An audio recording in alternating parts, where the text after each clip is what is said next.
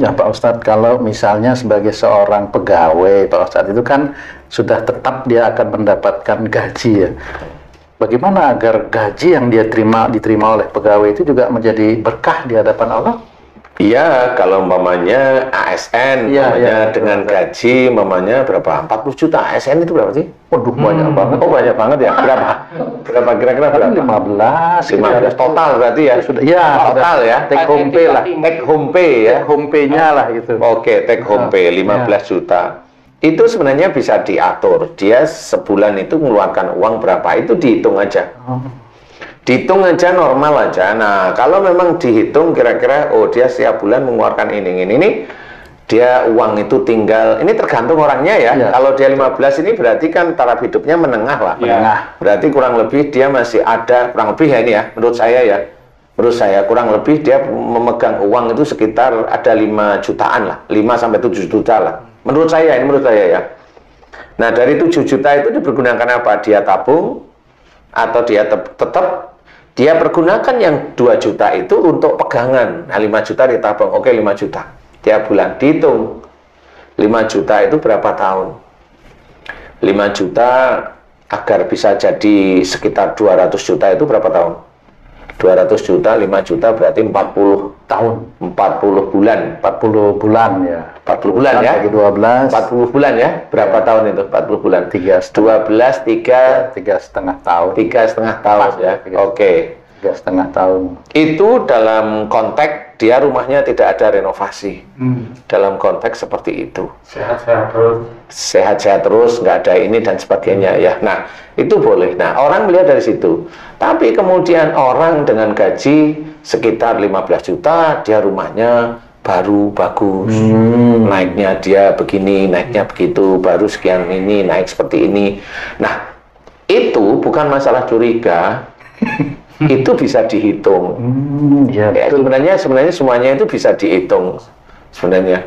Nah, kalau ada orang-orang tertentu dengan gaji-gaji tertentu, dia bisa punya tanah, dia bisa punya beli mobil, 1 tahun itu beli mobil. Nah, ini uang itu dari mana? Nah, kalau memang dia seorang muslim, sebenarnya dia sendiri hatinya dan pikirannya itu tahu bahwa dia itu di titik itu dia nyuri itu sebenarnya tahu.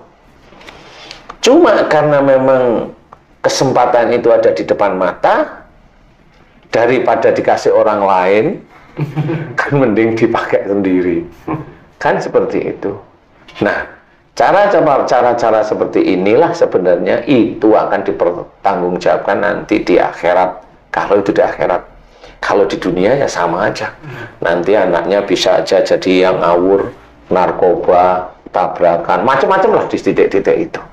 Wallahu a'lam. Jadi intinya, kalau memang mau gaji normal dan berkah, normal aja di titik-titik itu. Kalau memang mau dipepetin lagi aja. Tiap jadi 1 bulan itu bisa keluar hanya cuma 6 juta umpamanya. diefisiensikan lagi ya 6 juta, itu malah lebih bagus. Tapi gaji take home pay itu 15 juta kan apa namanya?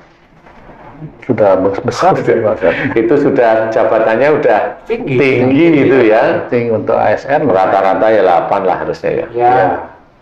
kecuali BUMN ya. Kalau BUMN lebih di atas itu. Kalau misalnya takarannya kepala proyek atau manajer di kantor ya dia. Iya, kalau BUMN bisa seperti itu. Belum nanti bonus tiap tahunnya ya. Ya, kalau ASN kan ada gaji ke-13 itu ya.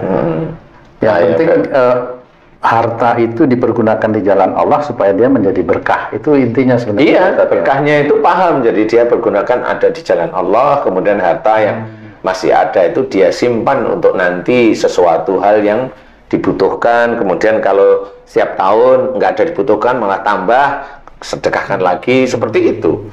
Selain membayar zakat mal, selain sedekah sehari-hari ya, selain itu memberikan kepada orang tua, kepada saudara yang butuh, umpamanya seperti itu kan tetap harus diperhitungkan. Jadi kalau memang itulah sebenarnya harta itu bisa menjadi berkah, dan harta itu memang ya halalan, thayyib dan berkah itu seperti itu.